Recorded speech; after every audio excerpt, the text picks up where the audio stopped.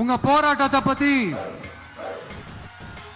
ராகுல்னு ஒரு பையன், சின்ன பையன் பேசுறது நான் கேட்டேன். அந்த குழந்தையோட பேச்சு மனசு ஏதோ செஞ்சிருச்சு. உடனே உங்க எல்லாரையும் பார்க்கணும்னு தோணுச்சு, உங்க எல்லாரையும் கூட பேசி ஆகணும்னு தோணுச்சு. உங்க எல்லாரும் கூட நான் நிப்பேன், தொடர்ந்து நிப்பேன் சொல்லணும்னு தோணுச்சு. தொடர்ந்து உங்க மக்கள் நீங்க எல்லாருமே போராடிக்கிட்டு வரீங்க, நீங்க அதை பத்தி நீங்க என்ன நினைக்கிறீங்க? எங்களுக்கு விமான நிலையம் வேண்டாம், எங்களுக்கு இந்த விவசாய நிலங்களை விட்டா போதும், இந்த ஏரிங்கெல்லாம் விட்டா போதும், எங்களுக்கு பள்ளிகள் எல்லாம் விட்டா போதும். எங்களுக்கு விமான நிலையம் வேணாம். எங்களுக்கு விமான நிலையம் வந்து நாங்களாம் மேலே பறக்க போறோம்.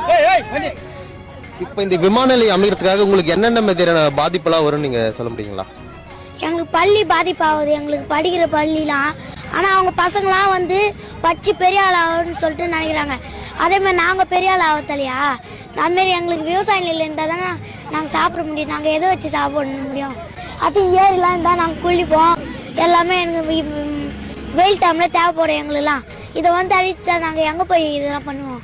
விமான நிலையம் வேணாம், எங்களுக்கு ஊரை விட்ட போதும், எங்கள் பள்ளி விட்ட போதும். அவங்க மட்டும் அவங்க பசங்க, அவங்க அப்பா, அவங்க எல்லாரும் சொல்லிட்டு படிக்கணும்னு சொல்லிட்டு நினைக்கிறீங்க. அதே மாதிரி நாங்களாம்